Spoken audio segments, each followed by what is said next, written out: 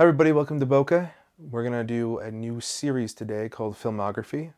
In this series, I'm going to take a look at a filmmaker's filmography. It could be a director, an actor, a writer, a producer, a DP, an editor, a set designer, whoever it may be. I'm going to look at their filmographies one film at a time in chronological order. And this is going to be semi-regular. So not every episode after this is going to be continuing this, but you'll see a new episode of this sooner or later. It's important to clarify that I'm going to be looking at these films through the lens of that individual that I am going through the filmography of. So if I'm doing Ridley Scott, I'd be looking at Ridley Scott's films through the lens of Ridley Scott. The first subject of this series is going to be David Fincher. David Fincher has had quite a career since he started in music videos and commercials, but specifically for feature films, it's been about 22 years. Over time, he's built himself a formidable filmography and earned himself a reputation as a perfectionist. And he's made 10 feature films, as well as being involved in television such as House of Cards and the occasional music video and commercial. I'm just going to list off his filmography really quickly. Number 1 is Alien 3 of 1992. Number 2 is Seven of 1995. Number 3 is The Game of 1997. Number 4 is Fight Club of 1999.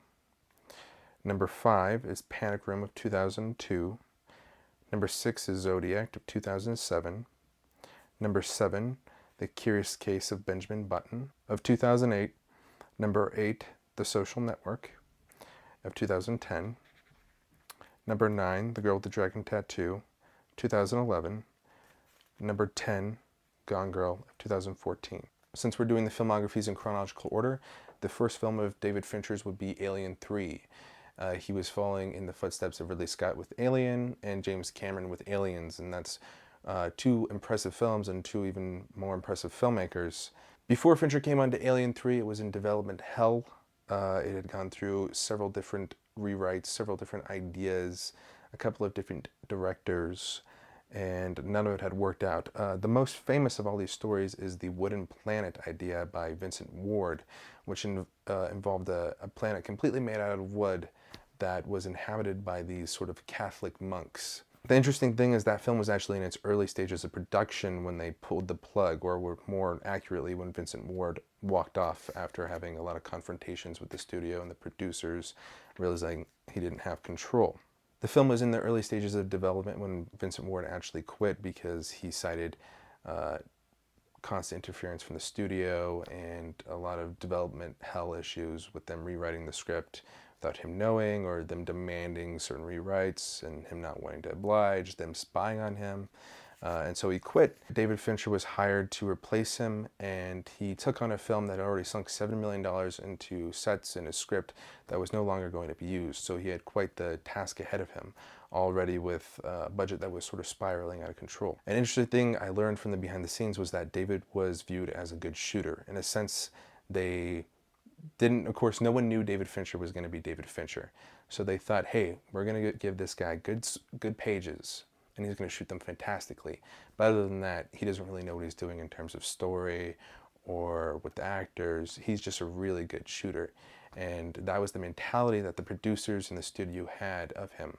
So in a sense, the problems that I'm about to tell you that came along makes sense because their view of him was completely wrong, and he was David Fincher from the very beginning. And it was, of course, because of these problems and the constant interference from the studio and the producers that ultimately led David Fincher to disown this film and quit it in the editing stages. Like I said before, the film was riddled with issues and problems and interference. $7 million had already been sunk into the previous film that was no longer going to be made. The cinematographer got ill and had to leave the set after 4 days. The production actually got shut down in the later stages because they were so overscheduled and so over budget that the studio decided that they were going to have David Fincher come into the editing room, assemble an edit of everything they had shot, see what was missing and what they could shoot to fill in those blanks that was cheaper than what the script required. So when you're already so overscheduled and so over budget that the studio just shuts everything down, makes you edit what you have to see what you can go without and what you actually need, and then makes you rebuild all those sets in a different location in Los Angeles versus London, you know that the film is not, it was not going well. I enjoyed the actual film. I had some issues. It's not as good as Alien or Aliens, but very few films are. I can certainly see why it is disliked. It's hard for me to look at the final film and put the responsibility of it squarely on David Fincher's shoulders, because I know that in the later stages he either quit because of the interference from the studio or was fired. And that means the final edit, of course, is not his edit. I believe he made an assembly / first draft, first cut of the film, and then quit or got fired. And so what you're seeing when you plop in the Blu-ray or the DVD is not his film, but rather someone else putting together his footage, which is ironic because one of the things I loved about it was, in fact, the editing.